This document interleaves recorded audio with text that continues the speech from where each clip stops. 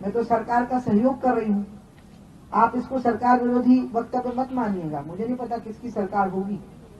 मैं चाहती हूँ मेरी पार्टी की सरकार हो और मैं शिवराज जी का बहुत सम्मान करती हूँ, लेकिन मैं खनन के मामले में अपना कदम पीछे नहीं करूंगी। मेरा ये कहना है कि खनन की मिली हुई जो रॉयल्टी है वो आपकी बहुत सारी भरपाई करेगी। और इसलिए अब अगला जो पूरा शक्ति के साथ नंबर 1 पे जो बात रहेगी वो प्रसन्न सिंह के बलिदान के बाद, शुरुआत तो नरेंद्र कुमार से और बीच में बहुत घटनाएं हुई हैं, बहुत लोगों को मारा पीटा गया, कुचल दिया गया, हत्या कर दी गई। और सबक कमाल तो ये है साहब कि हमारे सरकार के मुखिया के जिले में उनकी छाती के ऊपर खनन होता रहा और वो उसको रोक नहीं सके। तो क्या सत्ता इतनी असहाय है ये 3 माफिया के सामने, पावर माफिया, शराब माफिया और खनन माफिया के सामने सत्ता मजबूर हो गई है? क्या हो गया है? मैं इनको नहीं छोड़ सकती। और इन्हीं के होते हुए, इन पर चलते हुए मुझे पार्टी चुनाव लड़ाने की इच्छा रखती है तो करे, मुझे पार्टी को जिम्मेवारी देने की इच्छा रखती है तो करे।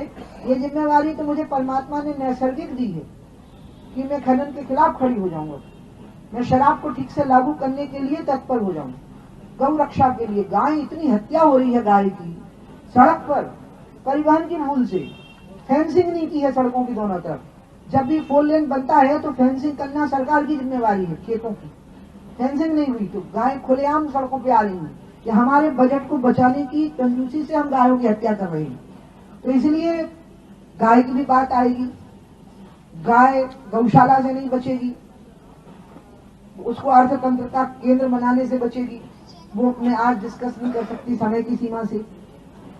सोमेश्वर का मंदिर क्यों नहीं खुल सका, मेरी समझ में ही नहीं आ रहा है। मुझे स्वयं राष्ट्रीय पदाधिकारी ने कहा कि आप जरा शांत रहिए, हम खुलवाए देते हैं।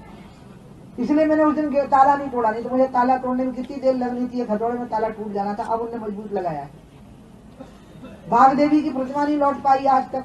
केंद्र में भी हमारी सरकार रही, प्रदेश में भी। आपको लगता मैंने नहीं बोला? मैंने अकेले में बोला की सरकार होगी तो मैं पहला प्रयास ये करूंगी कि अकेले में बात करूं।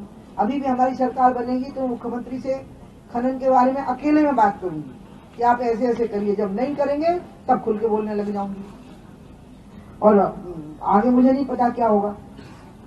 मैं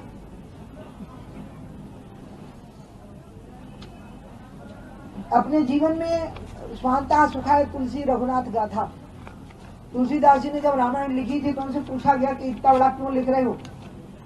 तो उन्होंने कहा कि स्वांतः सुखाय, अपने अंतःकरण के सुख के लिए मैं ये कर रहा हूं। मैं अभी एक पत्रकार जी से बात कर रही थी, इसके बाद मैं अपनी बात खत्म कर रही हूं। मैं उनको ये कह रही थी कि एक्सपेक्टेशंस और कंट्रीब्यूशन का मैच जब नहीं होता तो मेरे को परेशानी होती है। लोगों की जो मुझसे अपेक्षाएं हैं और मेरा जो योगदान है उसका मैच होना चाहिए।